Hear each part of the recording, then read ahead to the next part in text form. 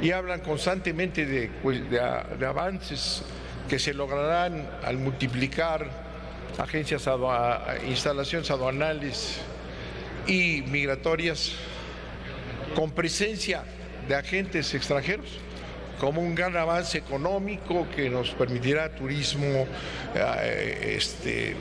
increciente, etcétera. Es un acto de simulación porque se trata de la aceptación de una nueva imposición de los Estados Unidos de Norteamérica, que significará la invasión de este país de agentes policíacos norteamericanos armados en todo el territorio nacional, lo cual es una absoluta violación a la soberanía de este país. Y es una vergüenza que este Senado de la República se preste a estas simulaciones que el presidente de la República inicia, sometido a los intereses de los Estados Unidos.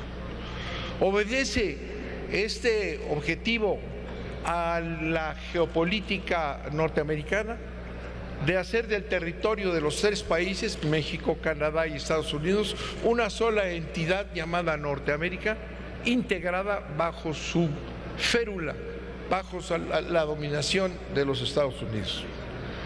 El Senado de los Estados Unidos mexicanos le presta el menor interés a la entrega de la soberanía nacional. Sí les puedo decir que quedarán en la historia sus nombres como un Senado abierto que se prestó a cumplir los mandatos de la potencia extranjera vecina para inundar a nuestro país de agentes extranjeros armados. Vamos a tener diversas intervenciones al respecto, pero de ninguna manera se trata, y no lo oculten, se trata de impulsar la economía, impulsar el turismo, el mercado. No se necesitan armas en estas actividades, ni se necesita este mecanismo que lo único que trae es una intervención armada de los Estados Unidos hasta los últimos rincones de nuestro país. Voy a tomar los aspectos jurídicos que han sido totalmente desatendidos en las comisiones. Les quiero decir que el día de ayer, en una sesión verdaderamente ridícula, repitieron los defensores de este atentado contra nuestro país y nuestro territorio argumentos falaces como los que hoy presentaron los dos presidentes, la presidenta de Gobernación y el otro presidente, y no discutieron jamás el significado de la presencia de fuerzas extranjeras armadas y de policías que sabemos cómo operan los agentes migratorios extranjeros en México, armados en todo el territorio nacional. Eso es lo que están ahorita planteando, y ustedes, senadores, que están totalmente distraídos y dispuestos a votar lo que les digan, están cometiendo un atentado contra la nación mexicana, y así quedará en la historia de México. Todos y cada uno de los nombres que hoy voten a favor de esa intromisión armada de los Estados Unidos en México serán responsables de este atentado para siempre. Ahí quedarán sus nombres. No puede ser que sean o no serán protegidos permanentemente por la dictadura mediática que es la que los protege por ahora. Nada salió de lo que se planteó ayer en contra en la prensa nacional, nada. Nada saldrá tal vez de lo que dijimos, lo vamos a decir, Televisa, TV Azteca y todos estos que están en el contubernio del poder hegemónico nacional y extranjero, van a pararlo y no se sabrá nada de lo que se aprobó. Sin embargo, se verá muy pronto el resultado. La propuesta de reforma es anticonstitucional porque no está en ninguno de los supuestos contemplados en los artículos 10, 21, 35, 36 y 89 de la Constitución. Los agentes migratorios y de aduanas extranjeros con armas en territorio nacional no actualizan ninguna hipótesis vigente en la Carta Magna. Es inconstitucional. La propuesta violenta del artículo 89, fracción décima de la Constitución, fundamentalmente se infringen los siguientes principios de política exterior: el de la no intervención y el de la autodeterminación de los pueblos. porque agentes extranjeros armados actuarán en el territorio soberano de México, es decir, porque el monopolio de la fuerza pública dejará de existir y se compartirá con gobiernos extranjeros. Los agentes extranjeros tendrán, aunque dicen parcialmente, el control territorial abierto en nuestro país para funciones de la más alta y delicada importancia para México. El acuerdo entre el gobierno de los Estados Unidos mexicanos y el gobierno de los Estados Unidos de Norteamérica sobre asistencia mutua entre sus administraciones de aduanas del 9 de diciembre de 2013 no puede ser el fundamento jurídico de la reforma legal que se propone, porque se violenta el artículo 133 de la Constitución y el principio de jerarquía normativa. Las normas legales solo pueden tener por fundamento jurídico para su creación o reforma una norma de mayor jerarquía y no una norma de menor jerarquía, como es el caso. Además, el citado acuerdo es interinstitucional, no fue aprobado por el Senado en contravención con el artículo 76 de la Constitución. No puede haber reciprocidad con la brutal asimetría con los Estados Unidos de Norteamérica. Es una falacia que todos podemos entender que eso es lo que es. Se violenta el principio de legalidad y certeza, pues la reforma es ambigua, vaga, indeterminada. Por ejemplo, no define cuántos permisos individuales o colectivos se otorgarán a los agentes extranjeros armados.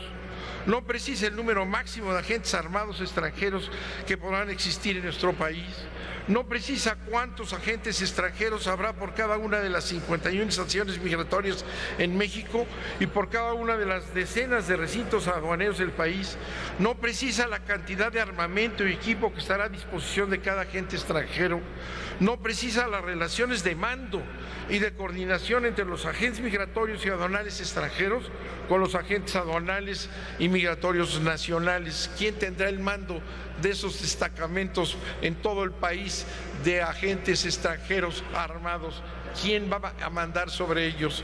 No precisa si en las rutas, caminos o transporte de agentes extranjeros también portarán armas, porque hay principios que en locales o instalaciones tendrán el derecho a portar las armas. No define qué se entiende por recinto o local migratorio aduanal, no define el número máximo de prórrogas que se otorgarán por el gobierno mexicano a los permisos individuales o colectivos, no define cuál es el juez penal competente, no se define cuál es el régimen jurídico al que estarán sujetos los agentes extranjeros en su relación con la población mexicana y en relación con las autoridades nacionales, lo que hace suponer que el sistema migratorio y aduanal mexicano estarán sometidos al control y a la administración del gobierno de los Estados Unidos y no de los mexicanos.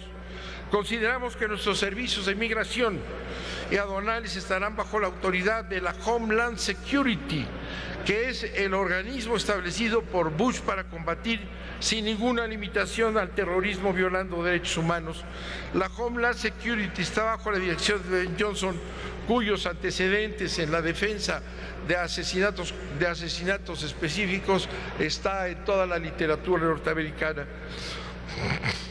Para en todo caso evitar atropellos, yo les pediría que visualizaran en un momento ustedes, mexicanos y mexicanas, un servicio migratorio y aduanal bajo las órdenes de agentes mexicanos, pero además hoy con la presencia de agentes norteamericanos armados, ocupado en darle el tratamiento adecuado a centroamericanos, a indígenas mexicanos, a campesinos de nuestro país, bajo la presencia de policías norteamericanos armados.